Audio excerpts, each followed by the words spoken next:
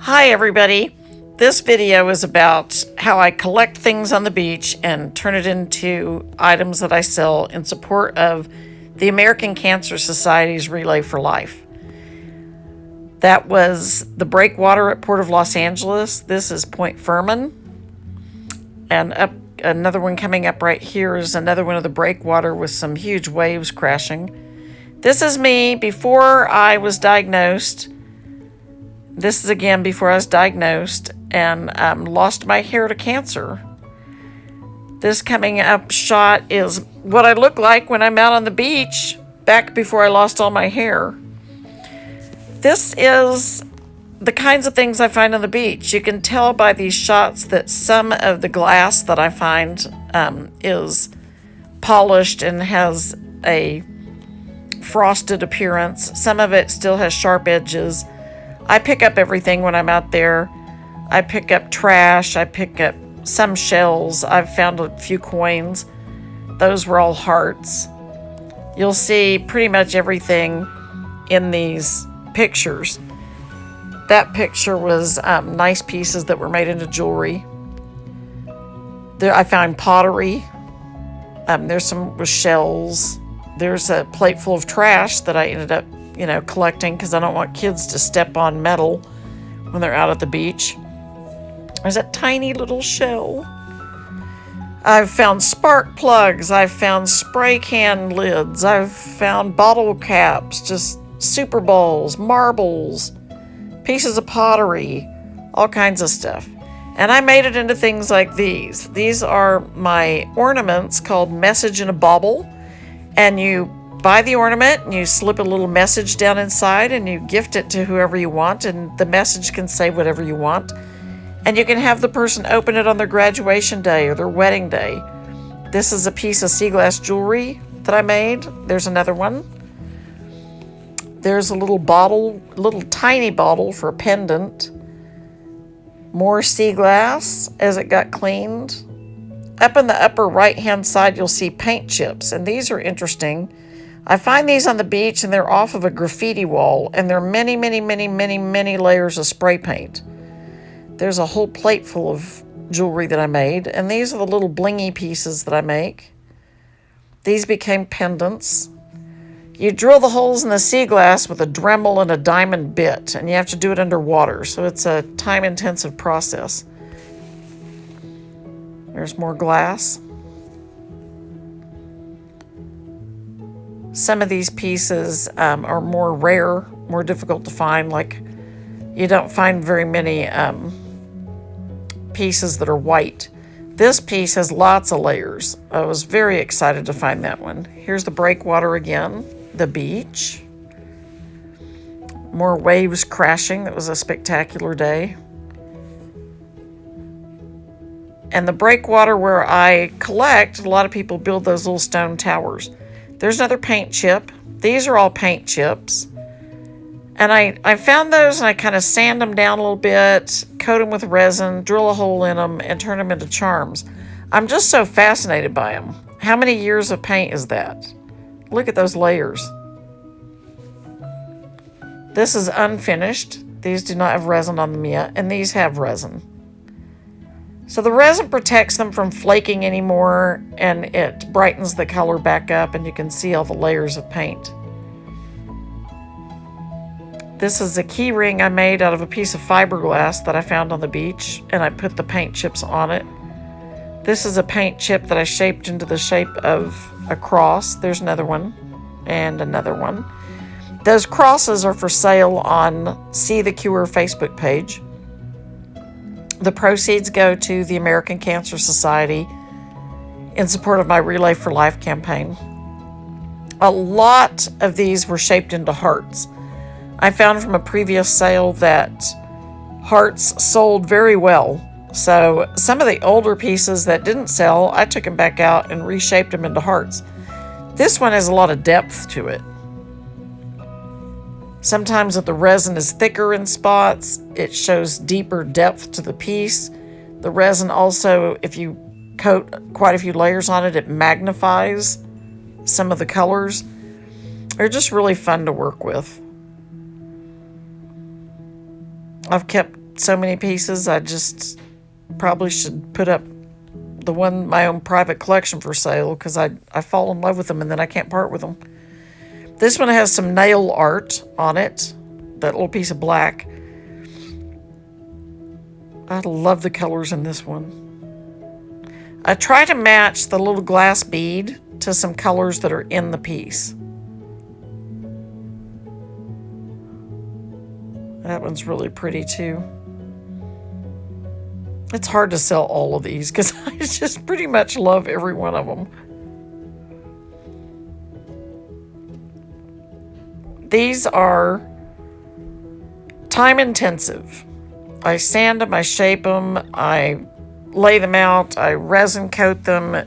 Then I usually have to sand them again, put more resin on, sand them again, put more resin on, until I have the piece where all of it is coated. There's no dips or divots or lint or dust, and they're just perfect. There's more beach shots. This is the beach where I find this stuff. And I did start collecting seaweed and drying it. And all of this seaweed is from the beach. I did not take anything out of the ocean. All of this was just lying on the beach, on the rocks, already dead. I made some coasters with this stuff. I've made some pendants. There's a sea urchin that was found on the beach. There's a pendants being made with seaweed. There's some finished ones. I really like doing the pendants. It's like creating a tiny little diorama that you wear around your neck of an underwater scene. They're just fun. And knowing that the things inside came from our local beach makes it a fun item too. Just the fine detail on some of this seaweed. It's so fragile when you get it dried. Those little tiny pieces are beautiful, but they can break. This is going to be honeycomb. I made resin honeycomb and put it inside these resin discs with bees. And now it's 2020 and they kind of look like murder hornets to me, which I think is funny. Then I started playing with alcohol ink, and that does a depth to it too. Look at the depth in these pieces. And candy sprinkles. Gotta have candy sprinkles in resin. Those are fun. And I played with some little butterfly stickers and made earrings and pendants. This was Relay for Life, the first year that I sold the sea glass. And there I am before I lost all my hair, because the cancer came back and I had to have my liver worked on, and 6 gnarly rounds of vicious chemo that took all of my hair. So there's some shots in here of the hair loss and all of the hats and wigs. Lots of these were taken while I was either on my way to chemo or I was at chemo. Here come the wigs. Yeah, I had fun that day. My cousin went with me and we just played and played and played on the wigs, and they were so wonderful. They just let me try on, and Vicky would take my picture and I'd try on some more and she'd take my picture. I ended up with a whole montage of photos of me in these crazy wigs. And you know, you don't really want it to look much different from the way your natural hair looked. So you're looking for that one look that could actually be you. Like, that was too dark. This one was close. That was close. This was very close. This was a little too dark, but I liked the cut. Again, too dark. And there's Dolly Parton. I think this is the one I ended up with. But there's the little photo collage. And there I am, hairless. This is Joe, my husband. Very patient man, that Joe. This is me on a flight in the middle of chemo. That was when masks weren't even mandated. Here's all the shots of me wearing hats. Although I had wigs, they aren't the most comfortable thing in the world to wear. So most of the time I just threw on a hat. Now, this is my Frida shot. Most of the time I put on a hat. I didn't really love wigs. They itch. They weren't very practical to wear on the beach because you can wreck them. The wind isn't that good for them. Those shots were from Catalina, or on our way to Catalina. This is Catalina. there I am on the beach with the hat, like I said, more comfortable than a wig.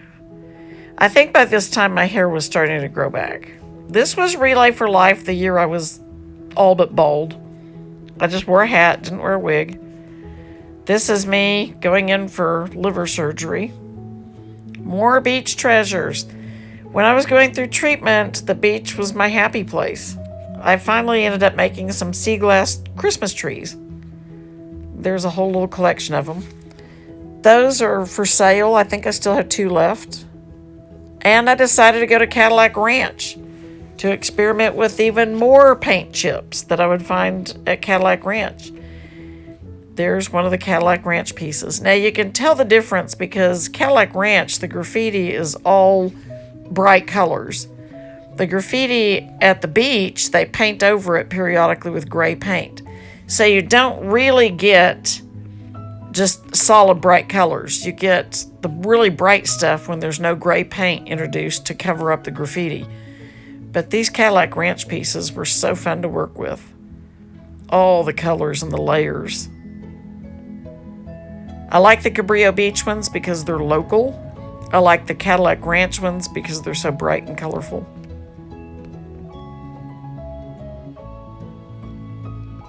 All different colors. Just depends on which car the piece chipped off of. I'm going to have to go back to Amarillo and do some more Cadillac Ranch scavenging for paint on the ground because these were so much fun to work with. I think this one looks like a cat, a mid-century modern, tall, skinny cat. Look at the layers. This is a bright one. Just too much fun. It's like every single piece is unique. Every single piece has a hidden treasure in it. And when I sand these down and reveal all these layers of color, I just get excited. It's like unearthing a treasure. And basically, it's very, very, very recycling minded. And because all the stuff I make jewelry out of is basically trash. The sea glass, the paint chips off the beach, these paint chips from Cadillac Ranch. It's basically stuff I just picked up off the ground. And they just are beautiful. You can see all the layers on the side of that one. This one actually has 2 jump rings.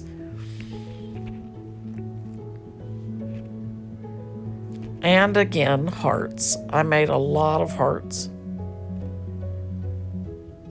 Look at the layers in that one. And that one. If you go to my See the Cure page, you can actually judge the size of each one of these pendants because on this video, I didn't put any size reference in the pictures, but on the See the Cure Facebook page, each one of the pictures has a 1-inch inventory sticker in the photo with the item. So you can gauge the size of the item by knowing that the inventory sticker is a 1-inch diameter sticker. Some of them are rather small and some of them are pretty big. There's some butterflies. And then there was one lonely little butterfly pendant with no earrings. Now these I made out of paper. I wanted to make something that looked like Cadillac Ranch, really bright colors. And I was running out of the Cadillac Ranch stuff. It's kind of hard for me to get because I don't live there. So I layered and decoupaged lots of really bright colored paper and then resined over it. These are seashells that were shaped like hearts or sea glass. And they just came off the beach for the most part looking like that. And I thought, oh, I got to do something with these. If you find something on the beach that looks like a heart, that's kind of cool. Most of them are shells. There's some rocks. There's a rock. Little shell fragments. And this is a piece of pottery from my dishes that broke. So I decided to try that. And then there's the keys.